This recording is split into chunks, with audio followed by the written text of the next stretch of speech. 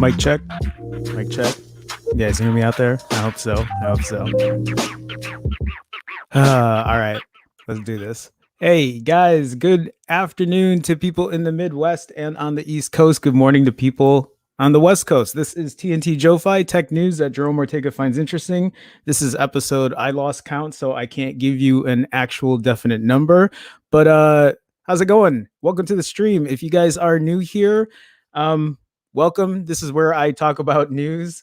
I like to share stuff that I haven't really gone over yet, or well, today's gonna be a little different because I ordered the iPhone SE, but we'll get into that. I'm looking at chat here. I see Javi Martinez. Hey Javi, how's it going? Welcome to the stream. I don't know if I've seen you in chat or in stream before, but welcome to the stream. I ordered two Pixel 3As for $299. It's a great deal now for under $300. So I hear you, man. And two of them.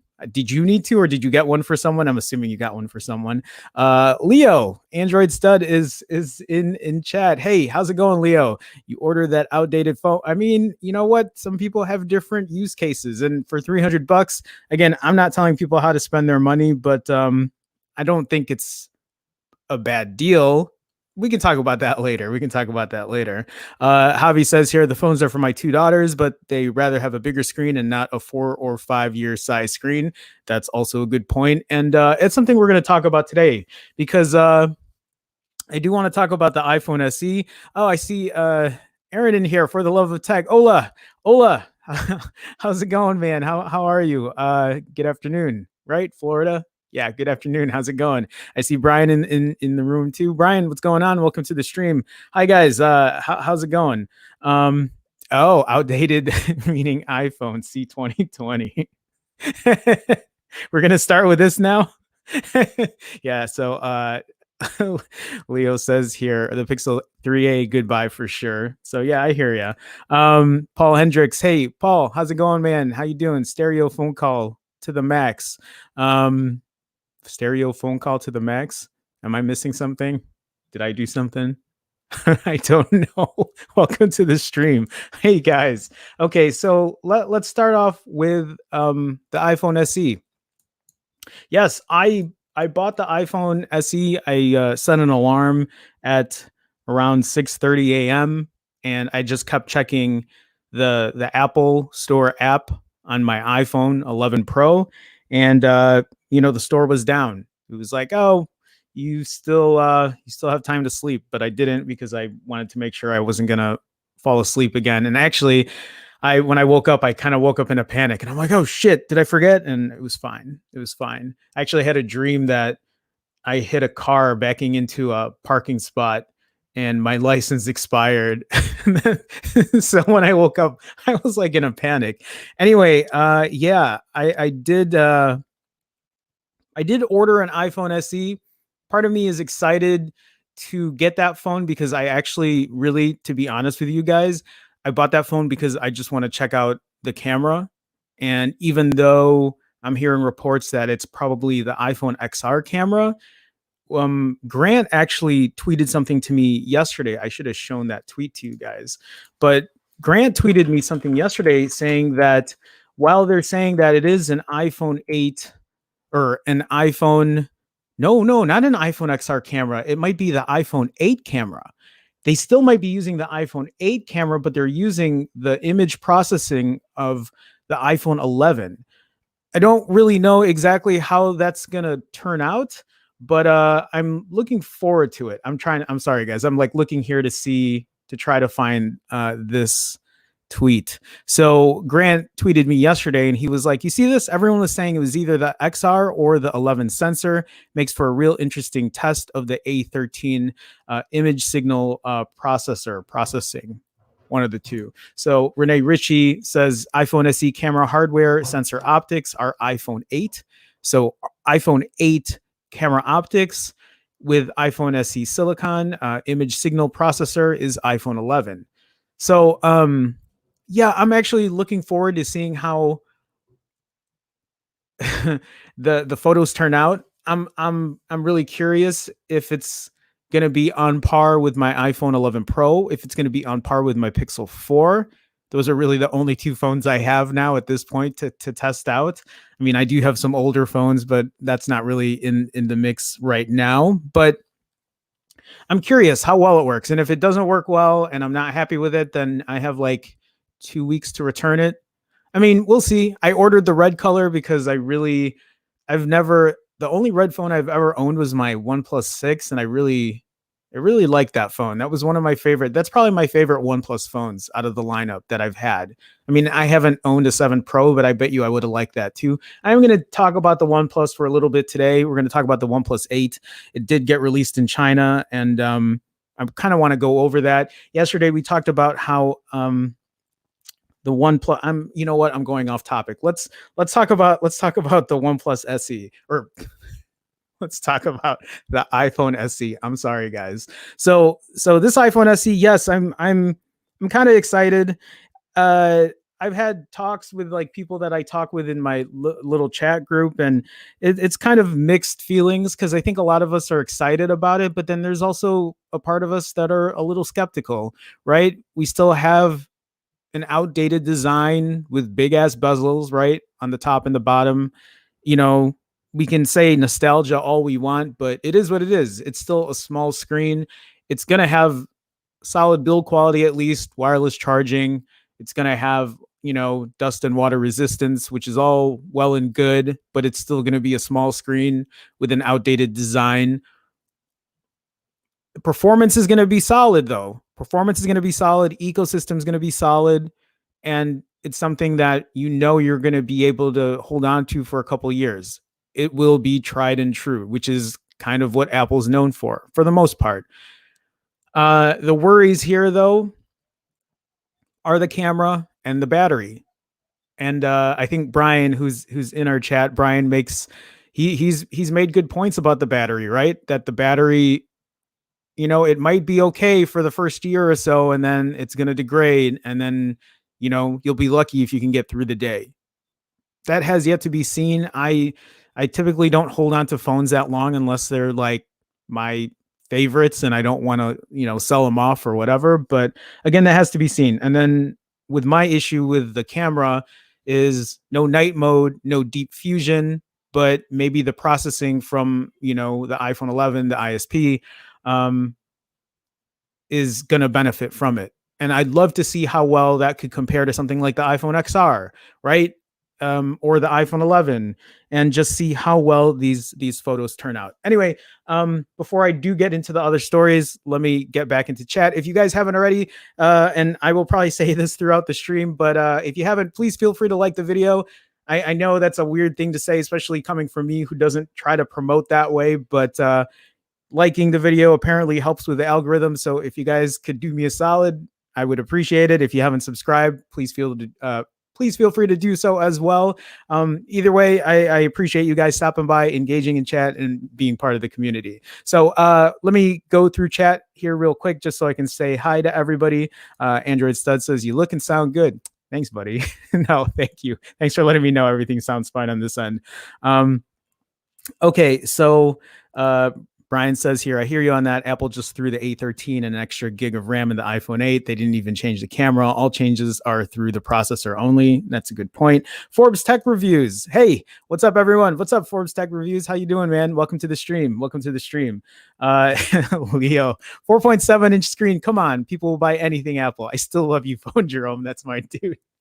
You know what I love about Leo is like Leo wears his bias on his sleeve, and I get that. And he's not wrong about the screen. I just talked about it just now, but I mean, that's how some people are. People will buy anything Apple. There is a loyalty there, but I'm not going to knock things that are good about it, right? I'm not giving Apple a pass for a small screen and a big ass bezel, on the front and bottom.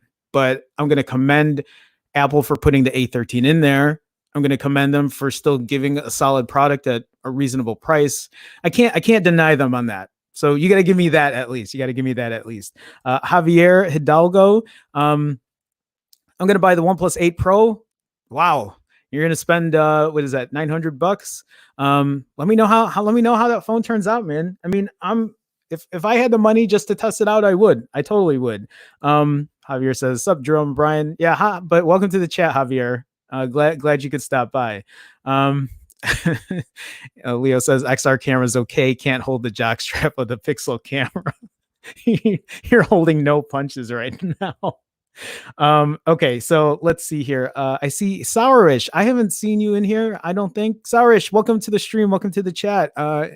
Thanks for stopping by. Hello, I am the only one watching. I think there are other people watching. I am pretty sure.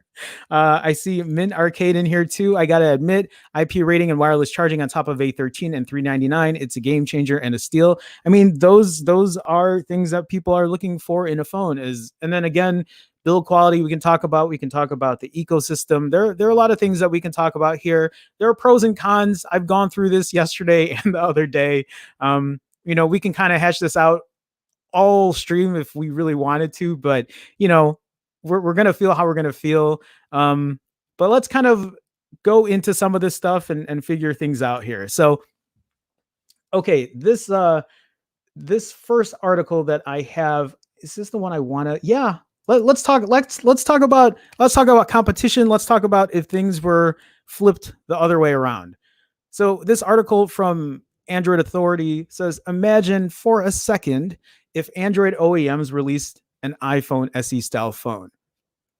Imagine for a second. Okay, I haven't read this yet, so let's kind of go into this together. I'll kind of stop and give you my thoughts if there's anything to reference here or just my opinions, and we'll talk about it. So the iPhone SE rightly earned praise after its unveiling, delivering the core of a flagship experience in a $400 package. Could you imagine if Samsung launched a $400 phone equivalent to the iPhone SE?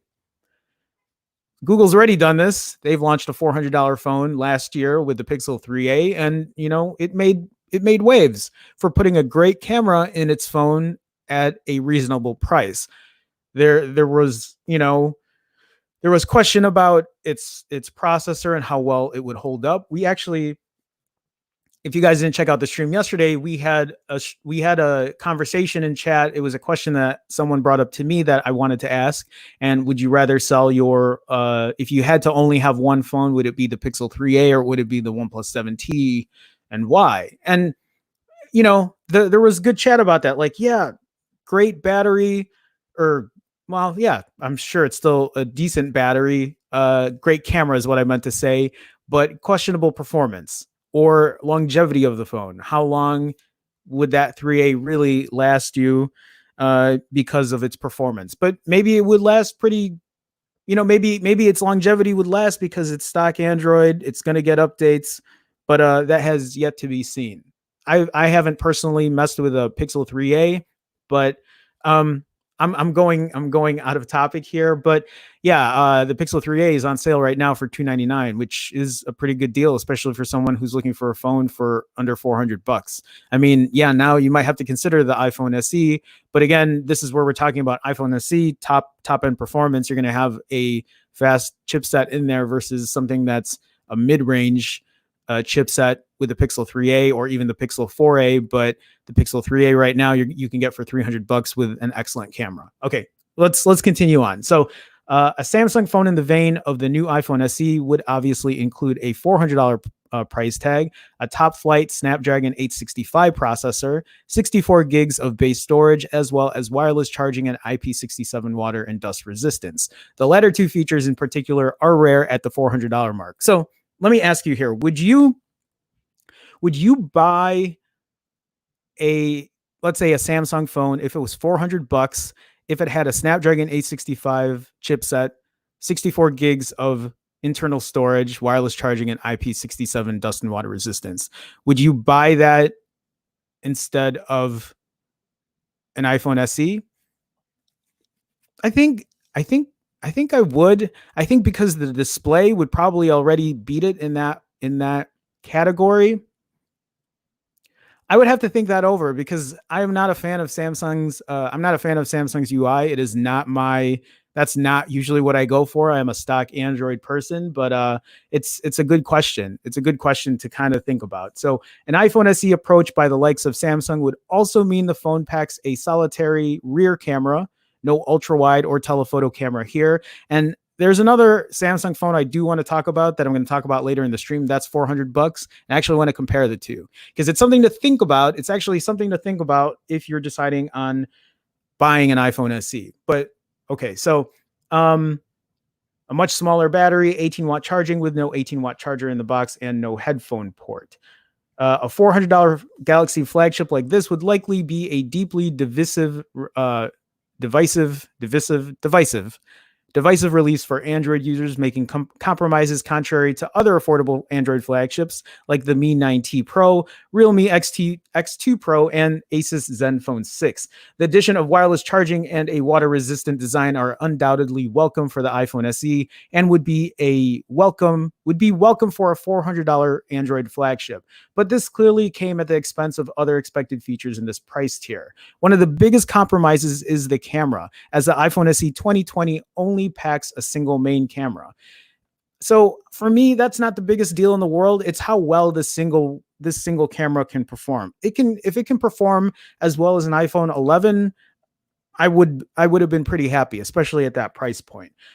So in the Android world, it's not uncommon to find dual, triple, or even quad camera setups on cheaper flagships, which also is true. But how good are those cameras? How good do those cameras really?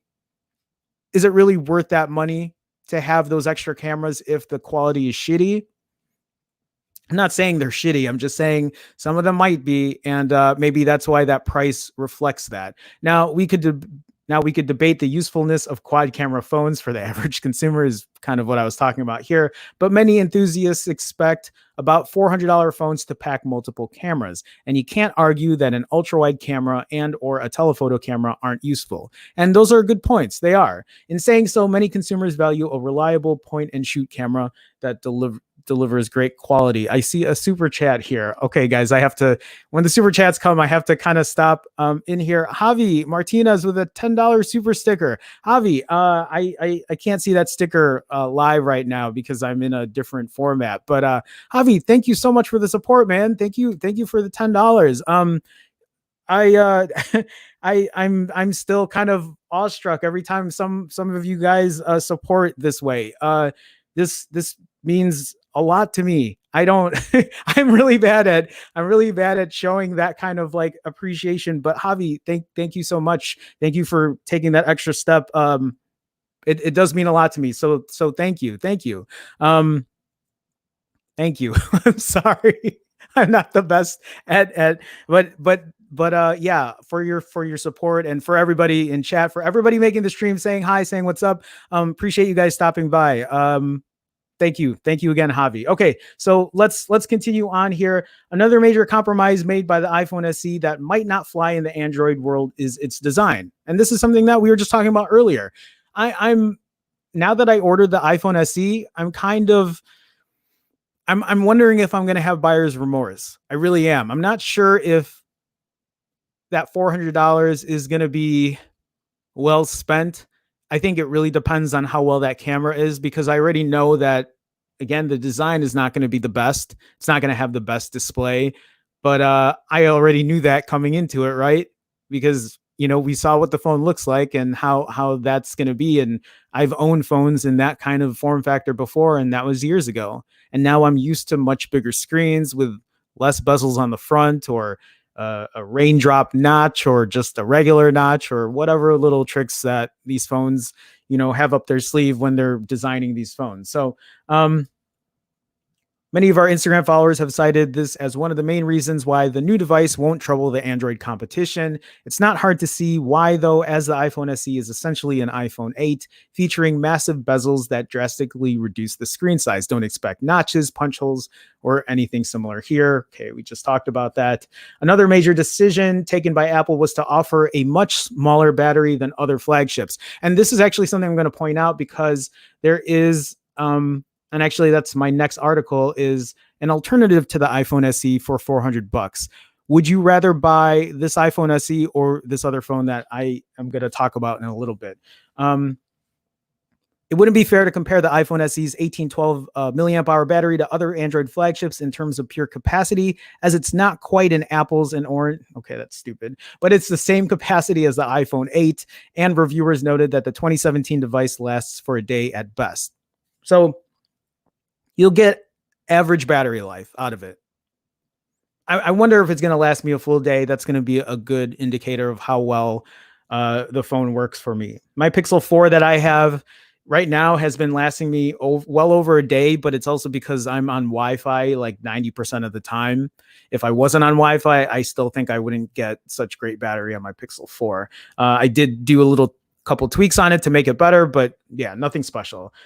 So the closest the Android world has to a $400 flagship is the Pixel 3a, which is now no longer $400. You can get one of these for $300. It earned a ton of praise for its software, the flagship level camera quality, and retaining some flagship Pixel features like Active Edge. Much like the iPhone SE, the Pixel 3a only has one rear camera, 64 gigs of fixed storage, and a design in line with older Android devices. Unfortunately, the Pixel 3a doesn't have wireless charging or water resistance. So, wireless charging and water resistance, yes, those are great features to have on a phone. For me, it's not a deal breaker. I don't use that as my, dividing line on whether or not I should buy a phone. There hasn't been a day where I was looking to buy a OnePlus and I'm like, well, this doesn't have wireless charging. This isn't water and dust resistant, so I'm not buying it. No, because usually the price spoke for itself. Although today, I have different thoughts on the OnePlus 8 and the OnePlus 8 Pro, because that price point is just, it's a lot more than I expected, and it's a lot more than I'm willing to pay now.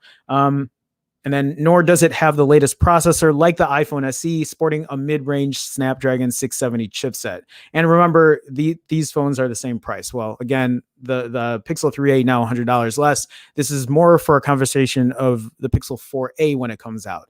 Which one is the better buy for you? And then we've talked about this in, I think, yesterday's stream or the other day's stream. But again, that's a whole other story. And again, we can rehash this every day, but let's kind of talk about other things that are coming down the pipeline as well. So the Pixel 3a series clearly earned plenty of praise from us and others, suggesting that an iPhone SE-like approach could work.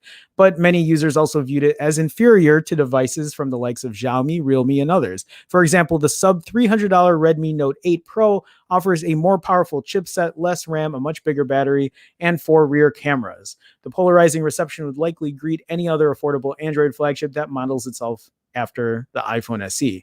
Okay, I'm not going to go through the rest of this. Yeah, we can talk about the ecosystem. We can talk about updates, but we know for Apple with the iPhone SE, it's still going to support, it's still going to get support with a great Apple ecosystem. It's going to still get support when it comes to updates. And that's what Apple's known for. And they're good at doing that. And I mean, the build quality speaks for itself. Hell, like my iPhone, again, I said this before, my original iPhone, I still own that phone and it still works. I don't use it. I don't put a SIM card in it, but it works. And it's not super fast or it's not anything special anymore, but I'm just speaking to its longevity. My MacBook Pro, I know this is a laptop thing, but I have a 2015 MacBook Pro and that thing still works pretty well. I'm surprised how well it works, and the build quality is still up to par. It's up to snuff. In a way, it surprises me because I don't remember having a 5-year-old laptop that's Windows that wasn't laggy and super just frustrating to use. Anyway, we'll move on to the next story. Just let me get into chat real quick here. Let me just scroll up because I know I kind of missed a lot of stuff. Again, hi to everybody. I see David Poma. David, I don't think I've seen you in stream. Hey, welcome to the stream. Maybe I have. I don't remember, but thanks for stopping by. Hello, I'm working. Just stopped in for a minute. David, thanks for making it, man. Appreciate you stopping by. Oh shit, my mouse just decided to stop working. Okay, here we go. That's weird. Sorry, just looking through chat. Give me 1 second here. Mint Arcade said Pixel bragged about DxOMark, but now got slaughtered by other OEMs every year. I hear, okay, my mouse is not being friendly right now, guys. Give me 1 second. Why does this happen during stream? Holy shit. Okay, guys, sorry. My mouse is being weird. Krishna Katakam. Katakum, right? I think I said that right. Krishna, hey, I made it. Hey guys, Krishna, welcome to the stream. Thanks for stopping by again. Leon K. Leon, hey, what's up, Leon? How's it going? Welcome to the stream. How you doing? Krishna says, okay, debating on SE versus 4A. Imagine Pixel 4A gets released with a Pixel 2 body and Pixel 4 internals for $399. People who buy that buy the SE2. Good point. Jude Campbell. Jude, what's up, Jerome? What's up, Jude? How's it going? Welcome to the stream. How you doing? Okay, just going by, making sure I haven't missed anybody. Okay. Anyway, yeah, guys. Well, let's talk about that real quick. Krishna says, debating on the SE versus 4A. Imagine the Pixel 4A gets released with a Pixel 2 body and Pixel 4 internals for $399. People who buy that buy the SE2. I would buy that for $399. Pixel 4 internals, right? Because you're going to have a Snapdragon 8. Are we going to talk about the 855? Snapdragon 855 in there with Pixel 4 camera? That's a good deal. That's a good deal. Again, still the camera isn't. Again, well, the iPhone SE still wouldn't have the best camera either. Yeah, that's a fair point. That's actually a good thing to bring up there. Yeah, and which actually, again, it makes this whole story here pretty relevant. I have to think about that. Okay, so let us move on though, because there is something I do want to talk about when it comes to comparing two different phones, and one is from Samsung. So this article from CNET, which is not my CNET is not my really big tech site to go to, but when I saw this come up, I said, okay, this is something worth talking about. So this article from CNET says this iPhone SE alternative from Samsung has 4 cameras and double the storage. This is actually a decent article and a decent comparison to what the iPhone SE is coming out with. So Apple's biggest competitor has a $400 phone too. The question is, will it sell? I'm not too worried about will it sell, right? Because I think quality and whatever speaks for itself, but this is something worth talking about. So this is for the Samsung Galaxy A51. And so I have certain thoughts on it here, but let's go into this article. The timing of the new iPhone SE, which goes on pre-order today and arrives April 24th, could not have been better for Apple. As the coronavirus puts millions of people out of work around the world, a $400 iPhone will appeal to people in search of a budget device that does it all, which is a great point. But Samsung has a $400 competitor already on sale, the Galaxy A51. And on paper, at least, Samsung's chances look good. So I looked at these specs on paper, and the specs do look good on it. But the one thing, again, that bothers me out of anything is the UI. And maybe this is where my older days of modding phones and stuff would probably come back and say, well, let's clean this out and let's put a different ROM on here. Let's put, like a Pixel Experience ROM so that it's more of a stock Android experience, or let's at least put some kind of launcher on it. But let's continue on here. So the Galaxy A line is new to the US, though Samsung itself has a long legacy, and it isn't clear how buyers will respond to the budget and mid-range phones. Samsung announced 6 Galaxy A models. See, six Galaxy. Why are there 6? Why are there? You want to confuse the consumer base? Don't put 6 different phones of a Galaxy A model. Coming to the US between now and the summer. Why are there 6? Am I crazy for thinking that they shouldn't have 6? Do you guys want 6 different Galaxy A variants? Maybe there's something I'm missing here, but that just seems like way too much. And not to mention there are other phones that are coming out. The real test for Samsung's reputation is if buyers will actually notice the A51, or if the iPhone SE will scoop the win from Samsung sales. Again, I don't care about the sales. I care about putting out a good product and making sure that the quality speaks for itself. Yes, marketing is a big thing. I understand that. I try to market myself as well. That's why I sit here and I say stupid shit like, please like the video, please like it, please subscribe. It's because I have to kind of put myself out there. I hate being that guy, but competition is competition and whatever. But again, I feel like I I put myself out here because I feel like the content is at least good enough for you guys to stop by, engage, and have a conversation. So that $400 price tag is crucial for both the Galaxy A51 and iPhone SE. Smartphone shipments were already down 38% in February. I don't care about, whatever.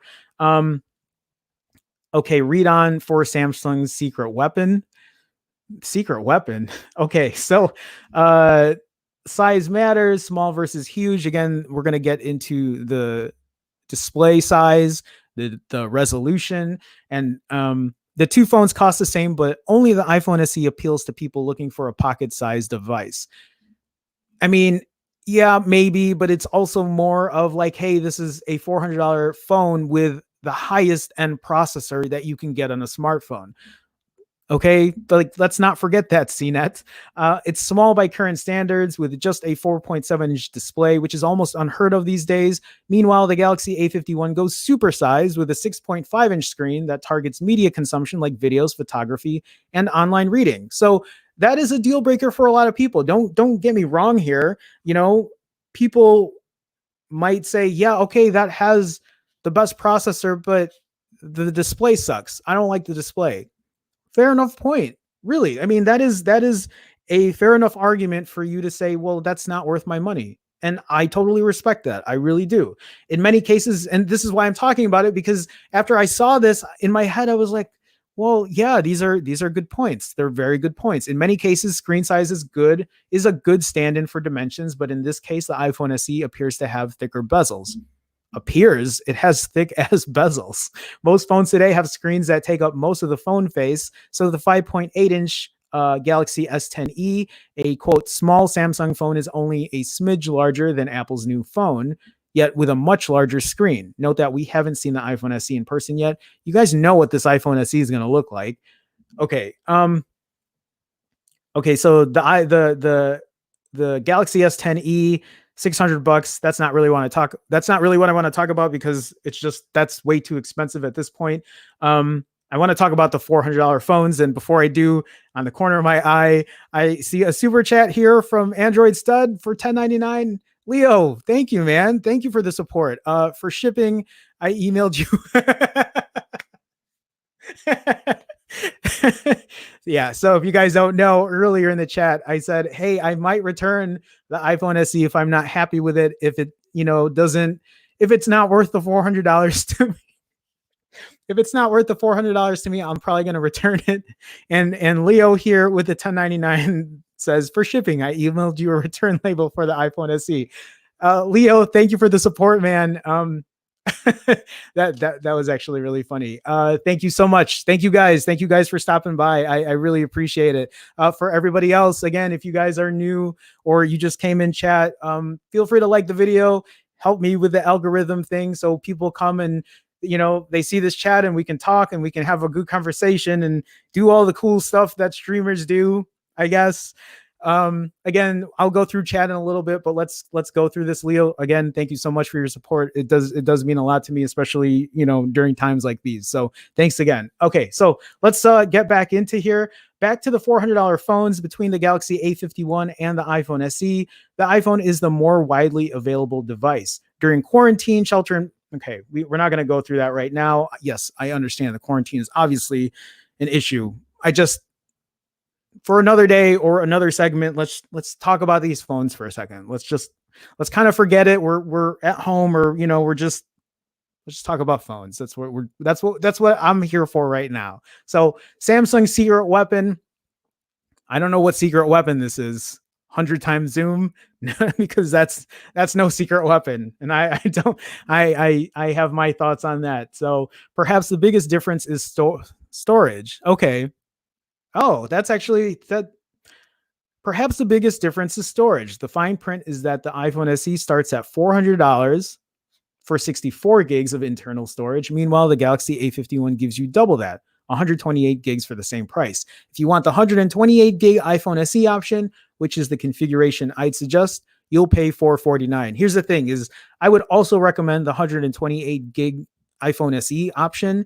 I feel like I've been on the cloud. I've been dedicated on the cloud for some time, but I use my camera phone a lot a lot. I take a lot of photos, I take a lot of videos, and for the first time this year or 2019, 64 gigs wasn't cutting it for me anymore because I was just taking too much video and I guess a lot of pictures, video really. And that's what was filling up my storage space. And so the argument is like, well, just use the cloud thing, right? Use the cloud thing. Use the cloud, which is yes, I do use the cloud. I have that Google was it Google One, Google whatever it's called, where I have 100 gigabytes of storage and I pay $20 a year, which is a pretty decent deal. And the thing is, I'm almost out of space on that too. So I either need to clean that out or just buy another 100 gigs. I really don't want to spend more money. But every time I do that, so all my photos, all my videos get uploaded to the cloud, which is great. But then I have to go into, like, say, for example, my Apple Photos app. I have to go in there. I have to clean that out. I have to empty that out, which I guess isn't the end of the world having to do that, but it's still an extra step and it's an annoyance. So for someone who might be downloading a lot of stuff or someone taking a lot of video, the 128 gig option is probably the better deal at $449. But again, let's go back into this because they make a very good point. This is a very good point. This Galaxy A51 gives you 128 gigs out the box for $400. So double the internal storage there already. So the pluses that we're seeing here is double the internal storage and a bigger display, a nicer display. I mean, let's be transparent. Those are two great pluses already for the same price point. Are they not? Are they not? Yes, they are. I don't know what I'm doing right now. To top it off, the Galaxy A51 accepts up to 512 gigs in expandable storage. So again, another plus. Yes, you'll have to buy that yourself, but 128 gig micro SD card will set you back maybe $20. So not the end of the world. If you store your large photos and videos online, your total onboard storage might not matter to you, which is, again, me. But at the same time, I have to take an extra step deleting shit off of my Photos app. Not the end of the world, like I said before, but still an extra step. If you prefer to keep your media on hand, then Samsung's A51 is the far bigger value. That, again, a good point. So Apple's not so secret weapon. The allure of the iPhone SE comes from the same DNA that makes Apple fanboys. Ooh, I love how you say fanboys there. You really dig in here. So devoted to their cause, Apple's quote it factor. You know what upsets me about the whole fanboy thing is the fanboys, they go on both sides. They really do. Was I a fanboy before? I think I was, especially when I started off as an iPhone guy. I was actually saying this in my group chat yesterday. Before the original iPhone, I was a Nokia guy. I owned all the Nokia phones. I was when the Motorola. Let's go back. Let's kind of go off topic here. When the original Motorola Razr came out, I shat on that phone because I was a big proponent of candy bar phones and I owned all the Nokias, all of them. Not all of them. There were so many, but I owned a good line of them. And in 2007, when the iPhone came out, I think I had the Nokia, was it the N95, which is funny because that's the name of the mask, I think, right? But I think I had a Nokia N95 and I was like, why would I buy an iPhone from Apple? Why would I buy an Apple iPhone? Like, check out my Nokia. And then my friend had the iPhone and he showed it to me. And I was like, oh, this has a browser and the browser looks really good. And the touch interface is really good. And then I sold my Nokia and I bought an iPhone. And I bought every iPhone. I mean, I have bought every iPhone that's come out since 2007, but I did make the switch to Android when the Galaxy Nexus came out. And then I was a big Android fanboy. Anyway, those days are gone because now I feel like the better play here is to spend your money wisely and buy the best of, to use your money wisely and spend it appropriately on what is important to you, what your priorities are. And I know I kind of went off topic here, so let's get back into it. Maybe I get a lot of thoughts when the word fanboy comes up because yes, you're going to have those people. I don't know why this is completely off tangent. Let's just get back into this article. Perhaps a buyer is already locked into Apple's ecosystem or derives from sort of identity from being an iPhone quote person. Yes, that's also true. There are a lot of people that I know who will never buy an Android phone because they're already so stuck in Apple's ecosystem. They know how it works. They're fine with how it works, which is also why a lot of people did not switch over to the iPhone 10, in my opinion. They didn't want to do Face ID. They wanted to just stick it out with their home button. And it's like, oh, it's already working fine for what it is. Why do I need to upgrade? It's doing everything that it needs to do. And now that a couple of years have passed by and their iPhone 8 or iPhone SE or iPhone 6 or whatever is getting a little long in the tooth, this iPhone SE comes out for 2020 and they're like, perfect, $400, perfect time to upgrade. Because now I'm going to have the best chipset and this is going to last me until Apple creates another iPhone SE or whatever, right?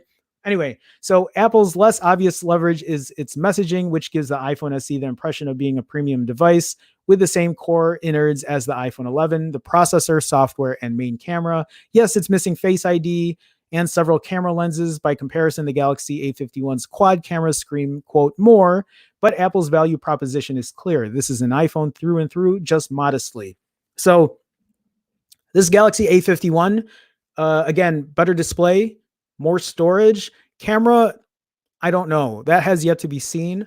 I will do very thorough tests. You guys will see photo, video comparison tests with the iPhone SE when I get it compared to my Pixel 4 and compared to my iPhone 11 Pro, because those are really the only two phones that I own at this point. But we'll see how good this camera is. I can't speak about the A51, but at $400, that might be a phone to test out too. I mean, maybe I get the iPhone SE and then if I don't like it, I return that and buy this A51 and test those cameras out. And if I like it, maybe I'll keep it and mod it and put Pixel. I don't know. We'll see. The iPhone SE is also water resistant and has wireless charging support, two features that the distinctly mid-range Galaxy A51 lacks. So again, there goes iPhone's advantage, right? So the iPhone SE, better processor, right? Better processor, water resistant, wireless charging. Water resistance and wireless charging are not my top priorities. I would rather have a better display than water resistance or wireless charging. I would rather have more internal storage than wireless charging or water resistance, but that's me. Everybody has their own, priorities. In a perfect world, we should have all of these things all packed together at a $500 price point. But apparently this isn't a thing today. And I will complain about this every day on stream if I have to, until someone gives me a $500 phone that has a decent processor, good performance with RAM, a nice display, an impeccable camera, wireless charging, water resistance, a good battery for $500. Somebody has to do it. That phone has to be out there somewhere. And I think the used market can probably give you some of that. But right now, my iPhone 11 Pro has been bar none, has given me everything I needed, although I don't agree with the $1,000 price point. It is what it is. Okay, Samsung's perception problem. I don't want to talk about this perception stuff. I don't care if you're, the perception of owning an Android, the perception of owning an Apple. I don't care. This does not matter to me. This is something, yes, we can talk about one day. Green bubble, blue bubble shit. I don't care. This is some petty shit. This is childhood shit for people to complain about. This isn't something that is important to me whatsoever. So, yes, in terms of marketing, in terms of business, okay, I can understand why that makes sense because people are going to lose money or whatever, but put a good phone out. Let's just put a good phone out. Okay, so let's see the specs here. So the Galaxy A51, I'm not going to look at the S10e because this is a $600 phone, but the Galaxy A51 is going to have a better display size. Well, depends on size, right? Depends if you want a bigger phone or what. But in terms of like resolution, in terms of more screen to body ratio, the Galaxy A51. You can see the pixel density is higher here. Software, whatever. So yes, this has 4 cameras on it And more cameras doesn't always mean the better camera phone. It really doesn't. It's more about quality and how well these phones compare to each other when taking pictures. This would be a great camera test. This would be a great camera comparison test for me to do. I would love to do that, but I don't have $400 for the SE and both the A51, so that's probably not going to happen. But this would be a great head to head, and just to show how well one camera can do versus four. God, that would be a great camera test. That really would. Anyway, display, yes, for Galaxy A51. Camera, that has yet to be seen. I can't give you a definitive answer on that. Are more cameras better? Maybe, maybe not. Processor, Apple, for sure. Storage, Galaxy A51. Again, you can get the same storage amount for $50 more. So an extra $50 isn't going to break the bank, but I understand why this is still Galaxy A51's advantage. RAM, 4 gigs versus 3 gigs. That's not so much of an issue because, again, the iPhone SE is going to have the A13 Bionic chip, which is still going to blow this A51 out of the water. Expandable storage, that's at A51 advantage here. Battery life is most likely going to be better on the A51, so Galaxy gets an advantage there too. Fingerprint sensor in screen versus the Touch ID. Is this A51 in-screen fingerprint reader? It's probably the same as what they have in the S10, right? Or what they have in the S20, and it's not that great from what I've heard. I don't know for sure, so I can't really tell you what's better, but I know that Touch ID has been pretty solid through and through from all of the iPhones that I've used. Headphone jack, A51. So the iPhone SE does not have it. Water resistance, wireless charging on Apple. So that's Apple's advantage there. 15-watt fast charging. I think the iPhone SE is also capable of fast charging, is it not? I think it is. 18 watts. I'm pretty sure it is. Both $400 phones. Again, if you want to match up in terms of storage size, then $50 more. But yeah, you got to weigh those options out. It makes me want to buy a Galaxy A51 I feel like that would be an awesome test to put head to head. And you know what? My fear is I am just going to get this A51 and I'm just going to bitch all day about its UI and how I wish it was stock Android, but it would be worth a shot. Man, if I had the money, I would totally do a head to head on those. That would be a good video. Okay, let's leave it here for now. Let me scroll up. Let me see what else is going on here. Okay. Sorry, guys. I'm looking at chat. Guys, if you are new here, you just came in, welcome to the stream. Welcome to the chat. Feel free to engage. I do go through chat. I see what you guys are saying, trying to keep up with everybody. I know I can't go through everybody, but welcome again. If you haven't already, please feel free to like the video or like the stream. It helps me in the whole algorithm, finding me, whatever, kind of marketing bullshit. I hate doing it, but it helps. So guys, thank you. If you haven't subscribed, please feel free to subscribe, blah, blah, blah. Okay. Let me look at chat.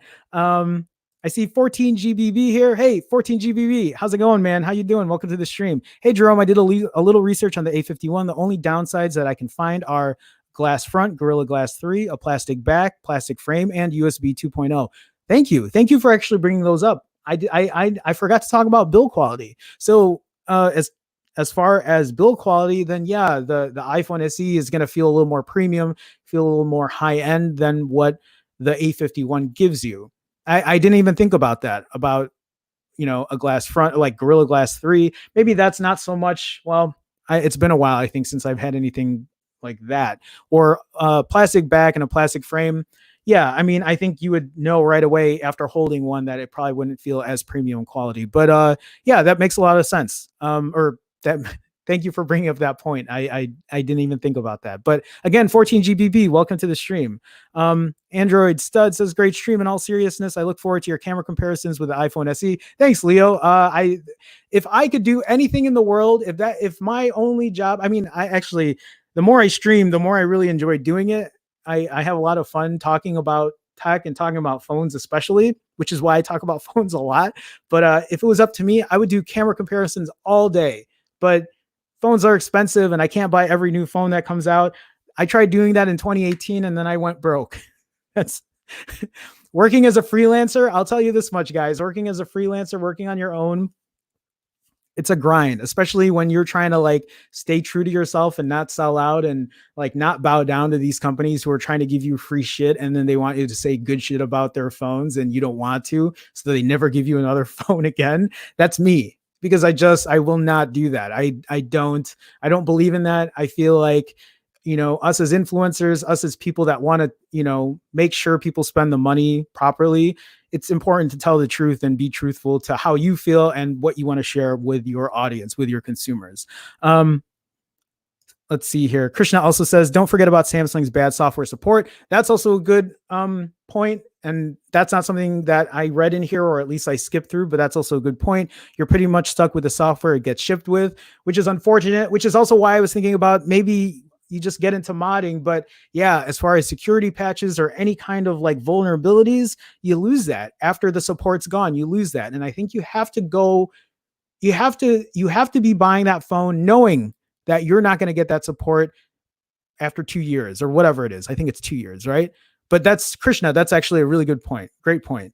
Let's see here. So Min Arcade says, is it just me or is the stream today a bit glitchy? Hopefully it isn't. Sorry if it is. Hopefully it's okay. Okay, sorry, I lost my place. I'm going to try to pronounce Aravan DH or Aravinda. Good vibes. Good. I know that's an emoji and I don't know what that looks like, but hey, welcome to the chat. Welcome to the stream, man. Appreciate you stopping by. I see Mootster. Howdy, Jerome. Glad I found you. Glad you found me. Glad I found you too. Welcome to the stream. Thanks for stopping by. Nexus 13. Are we hitting a performance plateau in phones? I think so, to a degree. This is actually a good question because it depends on your performance.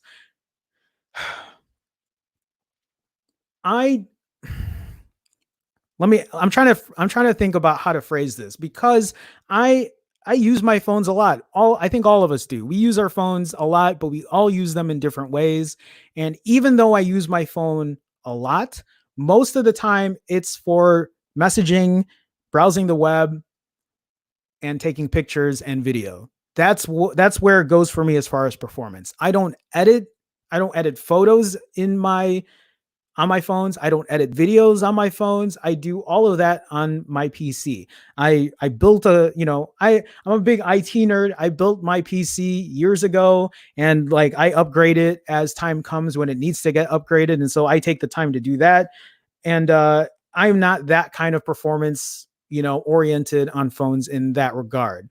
But what I want out of performance is to make sure I don't get lag, that I can switch through my apps and I don't notice lag, or it doesn't hiccup, or the phone doesn't get super hot. Like those are the things that are important for me when it comes to performance, which is why I made that video, or I talked about yesterday or the other day, about the Pixel 5 coming out with an inferior Snapdragon 700 series chipset.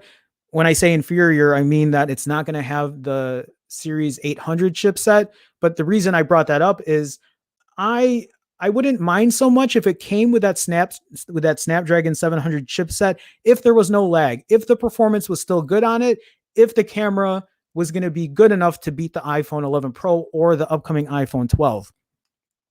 Google needs to I know I'm going off tangent here, but Google again needs to do a good job next year or this year with the Pixel 5 by killing it in the camera department. And make sure that if you're going to put that Snapdragon 765G chipset or whatever they're going to put in there, make sure that it's going to be lag free. It doesn't have to be the best performing phone, at least for me. I think other people might complain if they can't edit video or do whatever they do on their phones that are more heavy handed. But if Google can give me a lag free experience, I'll be happy. But that has yet to be seen. Are we hitting a performance plateau? Maybe. I think a lot of phones, I was using my OnePlus 6T yesterday, and that phone was still blazing fast for that phone.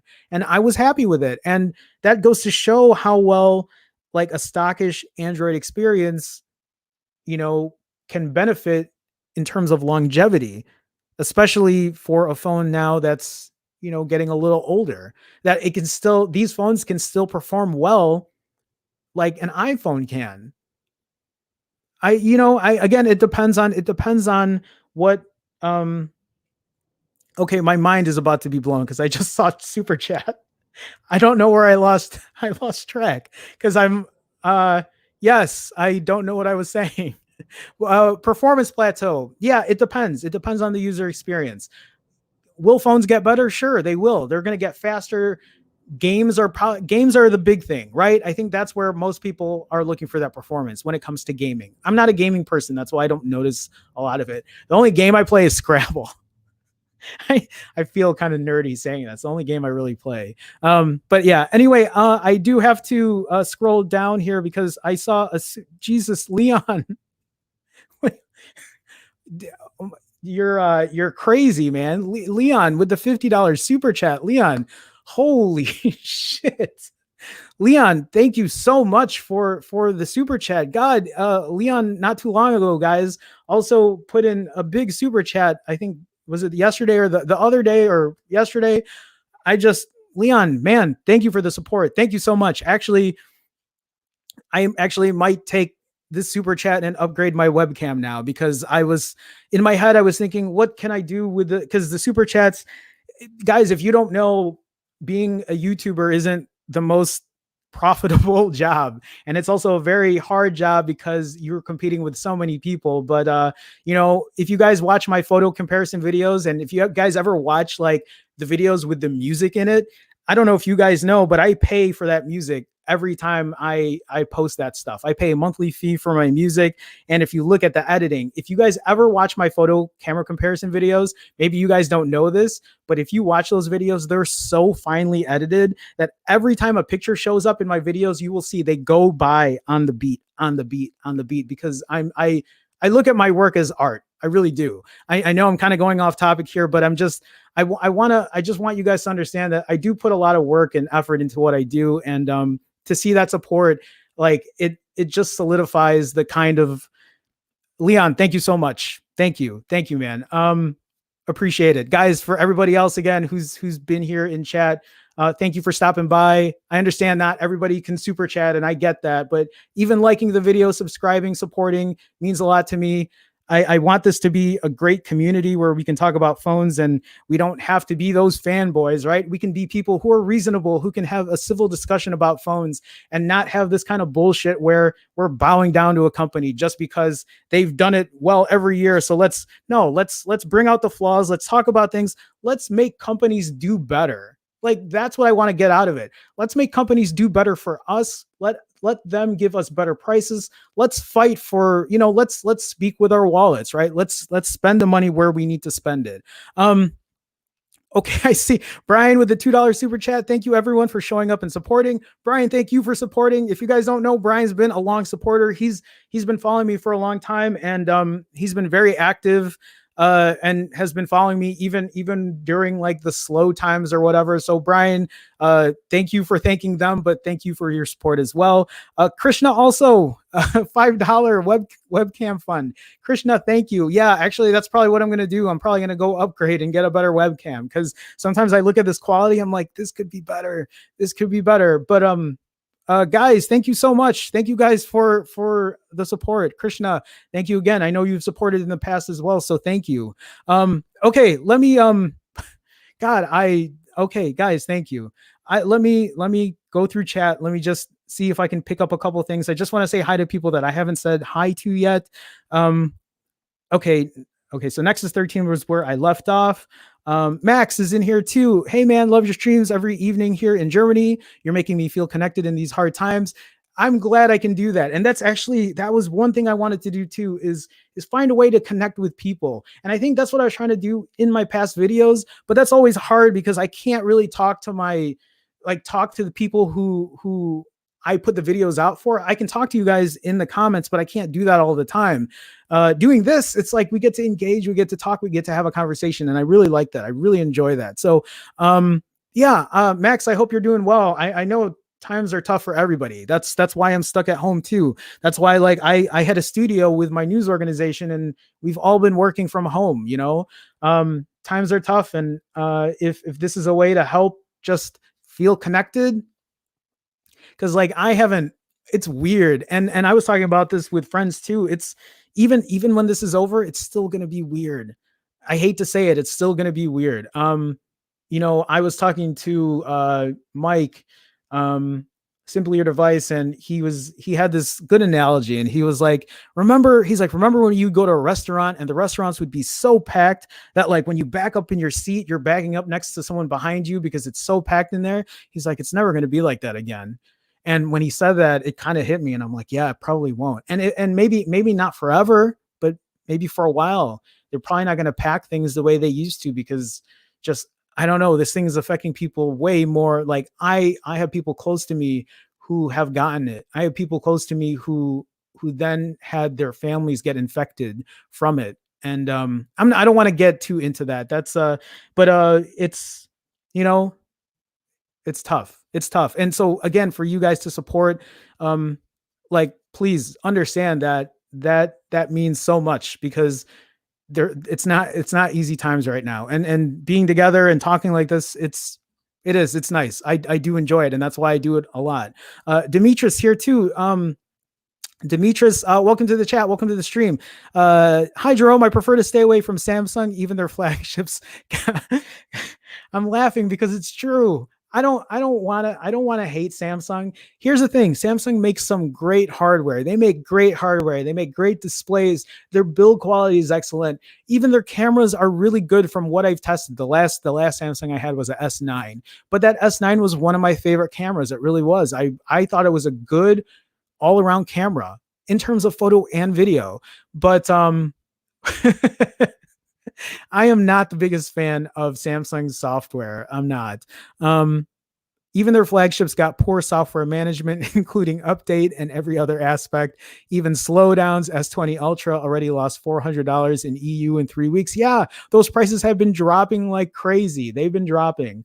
I do feel though that the A51, yes, I know it's probably not going to be great, but for 400 bucks, maybe it's serviceable. Will it be better than the iPhone SE? I don't know. Maybe if I modded it. I don't know. That part of me feels like I should mod it and do what. We'll see. We'll see. Anyway, Demetrius, thanks for stopping by. Thanks for joining the chat. Mooster says Pixel 4. Am I saying it right? Mootster or Mootstar? Mootster says Pixel 4 is now only $499 and meets your $500 threshold, and only $100 more than the iPhone SE. Thoughts? Yeah, I can give you my thoughts on that. Yes. So the Pixel 4 is, we talked about this too. I talked about this in my group chat. So the Pixel 4 is only $499 right now. So yes, it's only $100 more than the iPhone SE. My thoughts on it: the camera is going to be better on the Pixel 4. I'm pretty sure it will be. We'll see when I do the real tests. Here's the thing: is the Pixel 4 was not my favorite camera for 2019. Right now for 2020, it's still not my favorite camera. It's the iPhone 11 Pro. The iPhone 11 Pro kills it when it comes to its night shots and its low light shots. iPhone 11 Pro is the better camera in terms of that. Pixel 4 does a better job when it comes to portrait shots. Pixel 4 is the best portrait shot camera I've owned so far. Best portrait camera phone I've owned, Pixel 4. Best night shot, best indoor lighting, whatever, iPhone 11 Pro by far. Ultra wide camera too. Ultra wide camera isn't the best quality. Let's be honest, it's not, but it at least it has one. It has one in there. Telephoto is also really good. I know Galaxy S20 Ultra kept touting how good the zoom camera is, but I don't know. The iPhone 11 Pro isn't that bad either. I haven't had one to test. I'm sure if I did one side by side, the Galaxy S20 would be better, but yeah, I'm not going to take anything away. I'm not going to talk shit about Samsung. If it's better, it's better. Maybe it's just not top priority, I guess, is where I feel with it. But yeah, the Pixel 4 for $500, it does meet my threshold, because a guy, for you guys that don't know, I don't want to spend anything more than $500 on a phone. So, which is also why I bought the iPhone SE, because I thought, hey, this is a good deal for under $500, way under $500 even, because after taxes, I paid 425, around 425. Anyway, Here's the thing: the Pixel 4 for 500 bucks, I think is a good deal. I don't think it's a great deal.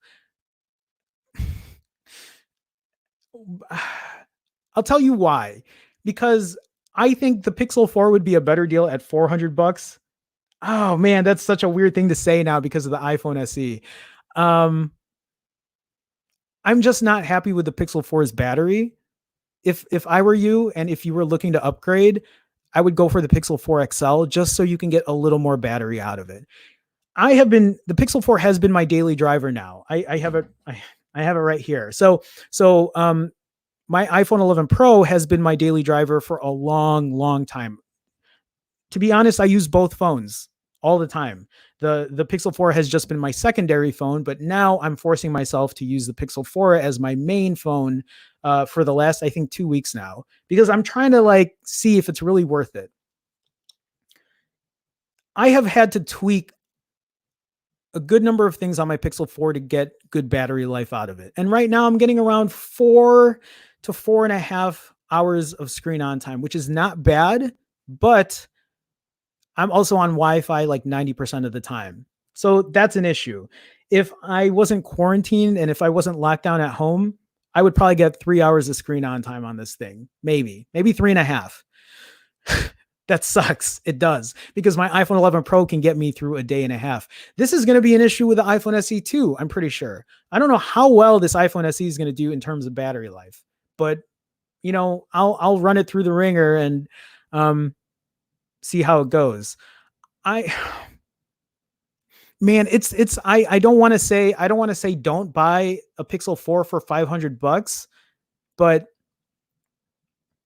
I have a hard time recommending it still for that price. I feel like I f- it's such a weird thing for me to think about because of the iPhone SE at 400 bucks, because I just paid 400 bucks for an iPhone SE.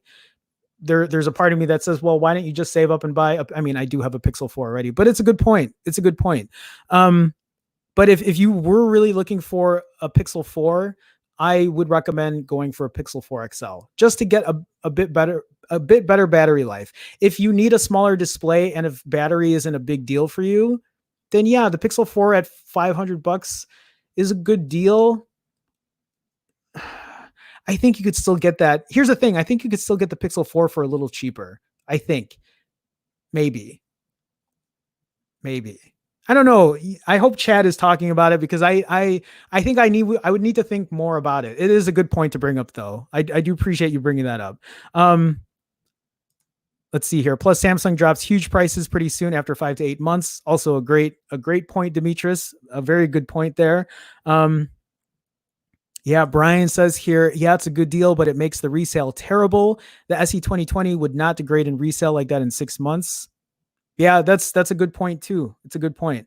Okay, let me scroll down here. Did I miss anybody? I did. Aquarium Conversations. How much better can a smartphone cameras get? They're never going to be DSLR. They never will. I think we all know that. They're never. I don't have my DSLR behind me because I had to use mine yesterday. If you guys don't, Aquarium, hey, by the way, welcome to the chat. Welcome to the stream. Yeah, I'm a freelance photographer. I'm a freelance videographer. I use my DSLR all the time. It will never. I mean, I guess never. You can never say never, but I'm pretty sure it'll never be like a DSLR. How much better can they get? I don't know. But it seems like every year they're getting a little better. And I think a lot of that is because of its AI. It's not really the glass, it's not really the optics of the cameras. I think it's more so the AI is outperforming what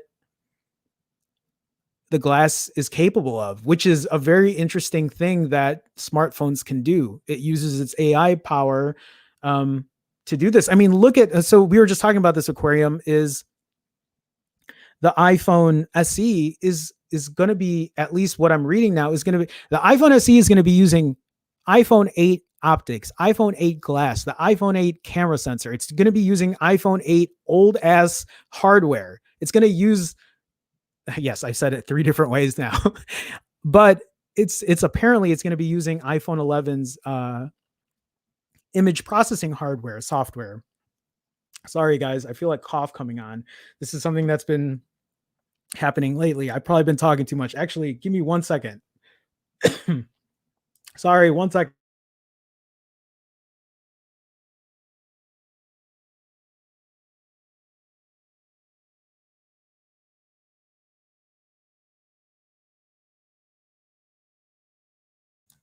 Okay, I don't know if this gets bad. I'm gonna have to cut the stream because I don't know. This is yeah. I'm a little scared that something might be going on, but hopefully not.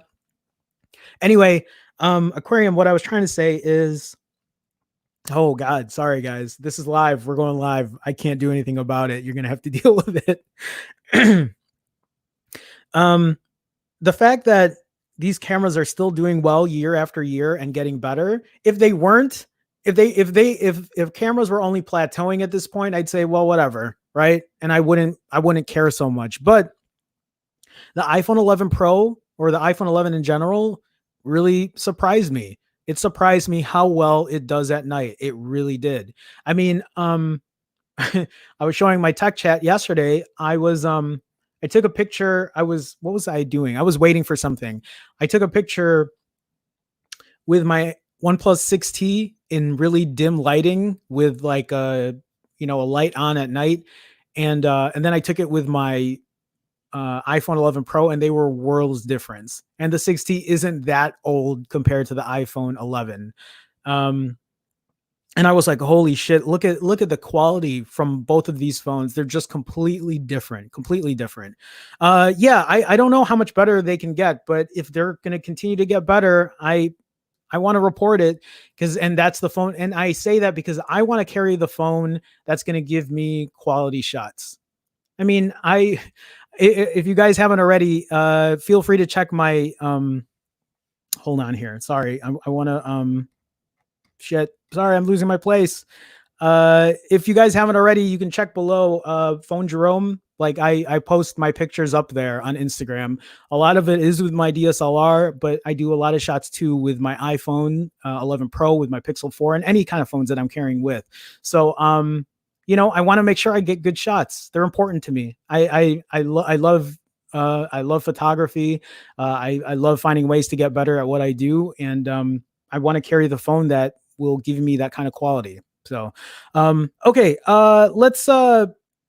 I'm completely off topic, and we're an hour and 15 minutes in here. Holy shit, there's more super chats. Levin Williams with the $5 super chat. Levin, thank you, man. Webcam fund, or webcam fun, or both. Levin, thank you, man. Also, guys, yeah, Levin's been a big supporter lately too. But Levin, thank you so much. Thank you for the support. It means so much to me. Again, thank you guys. Thank you. Aquarium Conversations also with a $2 super chat. Guys, wow. Aquarium, thanks. Thank you. Aquarium Conversation says iPhone SE $399 or Pixel 4 on sale $499. Did you miss that chat earlier, Aquarium?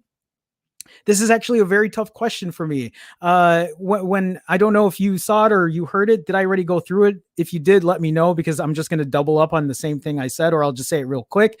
I'm pretty sure I talked about it. This is 115. So it's 1:30 now. I think I did talk about it. So if I didn't, just remind me again, Aquarium, and I'll go through it again. But I feel like, oh, it's such a, I don't know what to say. I think the Pixel 4 is still the better buy, because you're still going to get the better camera at $499. You're probably going to get a similar battery life. Display is going to be better on the Pixel 4. You get face unlock if you think that's a better deal. I think the speakers are going to be better, right, on the Pixel 4. Is the iPhone SE dual speakers? I don't know if it is. Actually, I didn't think about that. That's actually a good point too. I think the Pixel 4 is probably still the better deal at $499. I would give it to the Pixel 4. But if I think I think I was saying earlier to Mootster, if you could try to save money for the Pixel 4 XL for battery, if battery is important to you, you'll get a lot more battery out of the Pixel 4 XL. Also, Brian, who's in the super chat, has also said, which is something to bring up for you guys, if you guys have a Pixel 4, if to turn off digital well-being. So when I turned off digital well-being, it helped my battery immensely. It really did for me. I also have motion sense turned off. See, this is what I hate. I have to compromise. I have to turn shit off to get better battery life on my Pixel 4. And I hate that because on my iPhone 11 Pro, I haven't turned anything off. Nothing. I haven't tweaked it in any kind of way. And I get a day and a half of battery on my iPhone 11 Pro or longer. Depends on how long I use it for. And I can't say the same for the Pixel 4, which is a shame. I hate saying that, but that's the truth. I'm being transparent, and I think it's important that you know that. I think the Pixel 4 is still the better deal at $499. I think you can find a better deal though if you wait, or even I don't want to always recommend the used market, but maybe you can find a good used Pixel 4 for cheaper, or a Pixel 4 XL. So like for me, I feel like a steal of a deal would be to find a Pixel 4 XL for $500. That would be a steal if you could find a brand new one for $500. I only say that because the Pixel 4 at one point you could buy the Pixel 4 for $299. There was a deal with Costco if you got the T-Mobile Pixel 4 for $299 and the Pixel 4 XL for $399. That's why I feel like you could still wait, and I think there could still be a better deal coming down the road. Is there another super chat? Mootster with a $10 super chat. Thank you, sir. Thank you, Mootster. Guys, thank you so much. Thank you, everybody. This is a crazy super chat day. My God. Guys, thank you so much for the support. For anybody new, again, if you can like the video, help me get found in the algorithm. Feel free to subscribe if you haven't. I'm sorry if I sound like a broken record. It's just there's a lot going on in these super chats. I'm not used to. Guys, thank you so much. Thank you for the support. Really, it means a lot to me. We're like an hour and 20, and I should have ended a while ago, but I think a lot of it was thanking you guys. But going through the chat too. So Brian says iPhone SE is still dual speakers. Good to know. Okay, let me just make sure that I haven't messed with anyone else. Leon says that cough is throat, not lungs. Don't fret. Thank you, Leon. It's been kind of worrying me. I feel like, so if you guys don't know this, I also do a stream for my news channel after this later in the afternoon. And on Fridays, so tonight, you guys can also catch me again tonight. I do something called Friday Night Tech Talk, where I chat with Will, George, and Mike. These are all other three tech YouTubers, and we do a Friday Night Tech Talk. So look for us there. It's going to be on Mobile Geezer's channel, George's channel this week. So you can catch me again. It's going to be at 8 p.m. Eastern, 7 p.m. Central. If you guys are awake or whatever, we're going to talk chat. It's a little different there because it's not just me. And you don't hear me talking all day. Sometimes we argue, whatever. It's a good time. We just have a good conversation. But again, guys, thank you so much. I'm making sure I didn't miss anyone. I see a couple other people here. I see Team Very. The only thing ruining Samsung flagships for me are the Exynos chips. That's a great point too. There have been a couple articles that I've been reading that's saying these Exynos chips have not been performing well at all. I did an article yesterday that there was a green tint happening on the S20 Ultras because of the Exynos chip. I don't think they've seen it on the Snapdragon, but I think there's even a lawsuit that's about to come up for Exynos, which is unfortunate. I don't know. Team Very also said, really enjoyed my S9 though, at least when the battery was still good. Same here. So the S9, I kept the S9 for a while as my daily driver. And I think a big part of that was because of the camera. The camera performed really well for me, and I was pretty happy with it. Okay, so let me see. I'm just trying to keep up with chat, guys. I know that there's a lot going on. Did I miss anything? I'm sure I did. Guys, if I missed anything, just let me know. Max says, have you seen the new Google Camera Go APK? It's from Google, meant to be used on lower end below $200 phones. It's Google's processing in a simpler form. Actually, yeah, I've seen that. Can I take that APK and just put it on any phone I want? Could I use it on, I'm just thinking that's not a bad idea too. But yeah, Max, I've seen it. I've heard of it, but I haven't used it. And I know that, there's this sub $200 level phone, which would be actually great to look into. But, again, I can't buy every phone in the world, and I have to be wise with what I'm spending it on. So, but yeah, that's a good call there too. Okay. let's kind of continue on. I'm probably going to let this go on a little longer because there's a lot of stuff I didn't get to cover that I was going to cover today. So let me switch back here. Uh, oh, this is what I want to talk about because I want to at least talk about what I put on my stream. This article from BGR talks about this huge iPhone 12 leak. Our best look at Apple's totally new design. So let's kind of go into what this iPhone 12 is supposedly going to have, how good it's going to be. I'm not going to spend too much time on it, but I want to at least go through the design and how it looks. So you could see here, this is like old school design, right? It's not the curved edges that we're used to. So it says here, here's what Apple's next gen iPhone 12 Pro Max is going to look like. Note that the camera alignment is slightly different from some previous renders we've seen. Okay, so iPhone 12 Pro, a 6.7 inch, has a massive lens. Okay, so you can see here the notch apparently has a smaller notch. An iPhone 11 Pro Max sitting alongside a 3D printed version of the iPhone 12 Pro Max based off of a leaked CAD drawing obtained by Weinbach, I don't know how you pronounce his name, can be seen below. Incidentally, John Prosser, who has shared a number of accurate Apple leaks in recent memory, corroborated the veracity of the 3D model below. Okay. So yeah, wider. The design above is likely 70% complete, which is to say we may see some subtle changes by the time Apple officially unveils the device. Specifically, the sizing and spacing of the camera module may not be exactly how it appears here. Note, however, that the camera lenses themselves will not protrude out as much relative to the current iPhone 11 Pro models. Look at this notch though. Let me actually, guys, let me make the screen bigger. Look at this notch. This notch is way smaller than I've been waiting for this. I've been waiting for iPhone to update their notch. I really wish they would get rid of it, but I mean, I guess I'll take this over what this is, right? But the bezels look thinner as well. I mean, it's not crazy thinner, but thinner in general. Of course, it goes without saying that the biggest iPhone 12 feature will be its support for 5G. Yeah, if they do 5G this year, I wonder how well it's really going to be because I haven't been too hyped on 5G. I don't think it's the best thing that's going on right now. It's not something that's a deal breaker for me. It really shouldn't be for you guys either because 5G is still not widely supported well.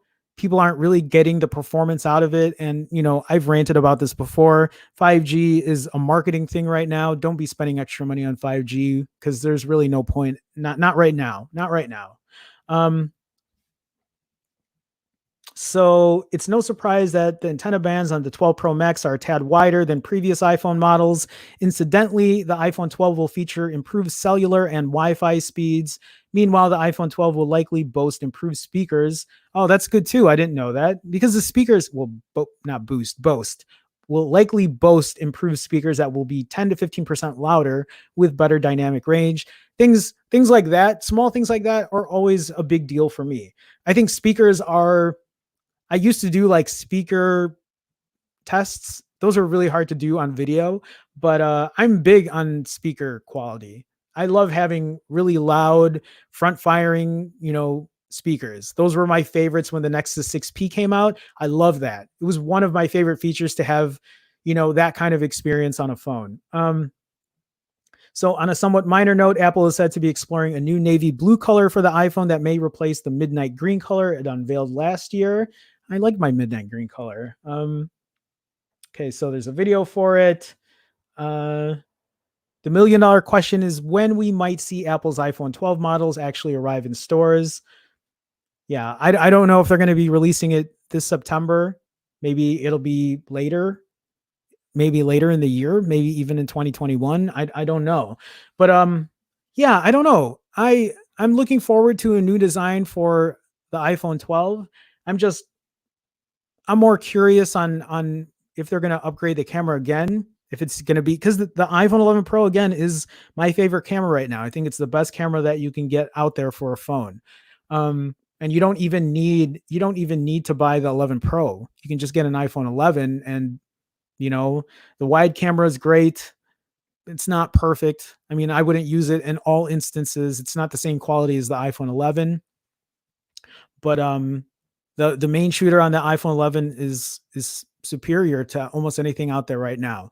Yeah, this is great to hear. It's nice to see them actually try to redesign it. It's not worlds different. I know that, you know, the shape is different, which is cool to see. It's kind of retro, but it's not the biggest news in the world either. It's not something to like write home about, and it's still a whiles away. So I don't know. I don't know when it's coming out. I see Krishna here. Quote, totally new. Yeah, and like I said, it's not, I don't know, it's not groundbreaking, right? um Krishna says the latest leak by Max Weinbach and everything Apple Pro from the Xcode IDE was iPhone 12 with a camera punch hole in the middle. Okay. um huh yeah, I don't know. Love better speakers. Me too, Brian. I do love that. That's what I'm waiting for. Okay, let's move on. Oh, this is what I want to talk about. I wanted to talk about this. This article from GSM Arena is titled OnePlus 8 and 8 Pro launch in China. You won't like the prices. So when I saw this, I was actually really surprised. And I want to bring up yesterday's video or yesterday's stream because apparently China was releasing a new they were unveiling the OnePlus 8, but they were apparently unveiling a sorry, I'm trying to make this screen bigger.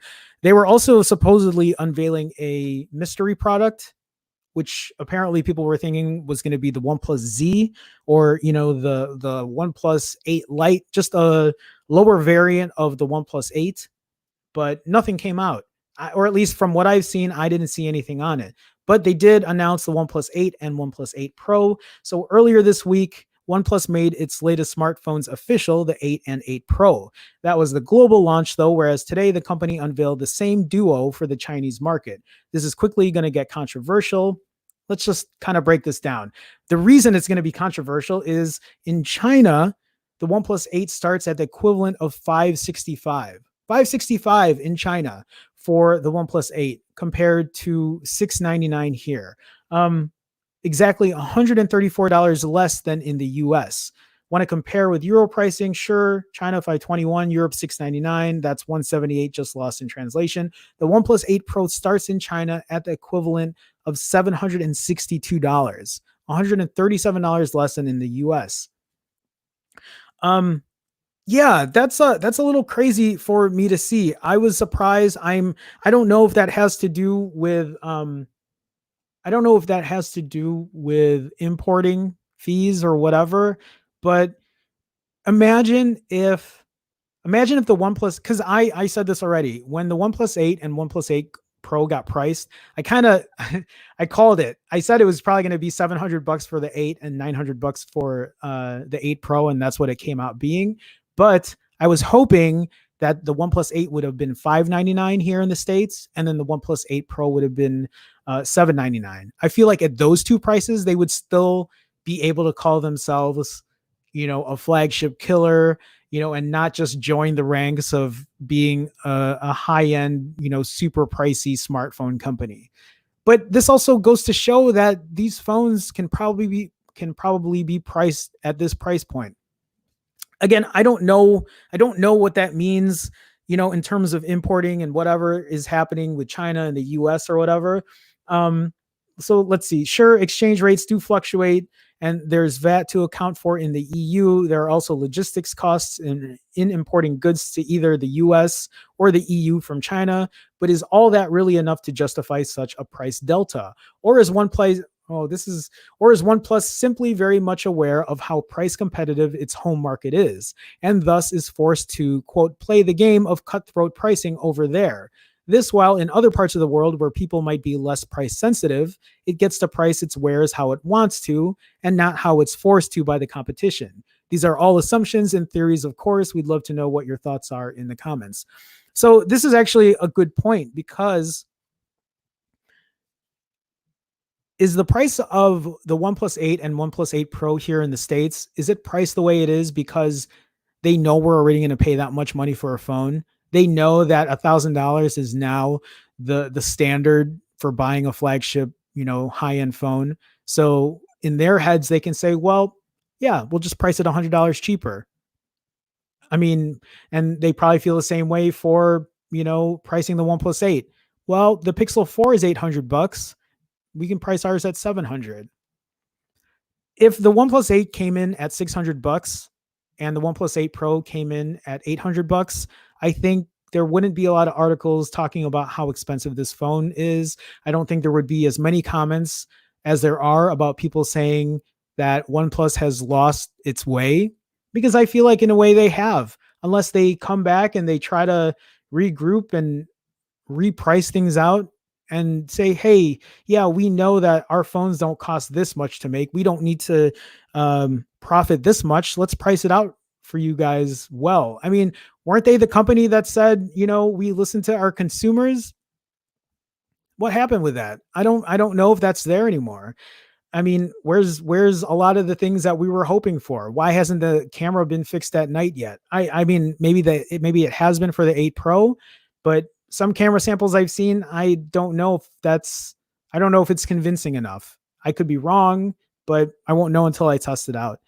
Anyway, that's really what I just wanted to put into that. I'm a little surprised to see how cheap it is in China compared to what it is in the States. Again, 565 in China for the OnePlus 8, which I felt should have been priced at 599 here, so right around that price.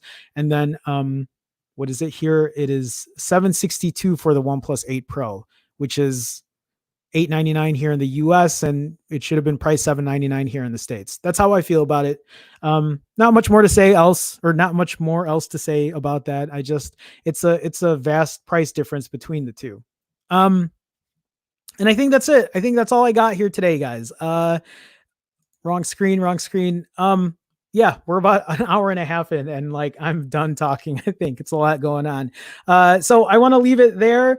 I know today is Friday, so I won't be streaming again until Monday at 12 p.m. Central. So for you guys who are new to my channel, I do stream Monday to Friday, 12 p.m. Central. So you can catch me again on Monday. But I do want to thank everybody today for stopping by, for engaging in chat, for being part of the community.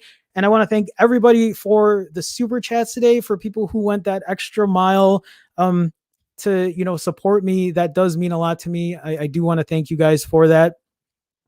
I think that's it. I was very taken aback today, especially again with everything that's going on. I do appreciate your support. I appreciate everybody for stopping by, and I guess that's it. I think, right?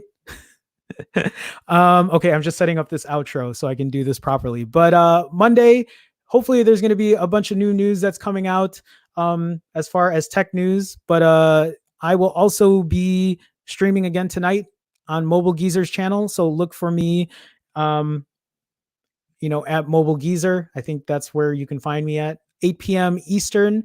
And I'll do a little, chatting with them. We'll do a little stream. I don't know why I keep. Anyway, I guess that's it, guys. So Monday, 12 p.m. have new news for you. And that's it. So I'll see you guys later. Have a good one. Take it easy. Bye, guys. See you Monday.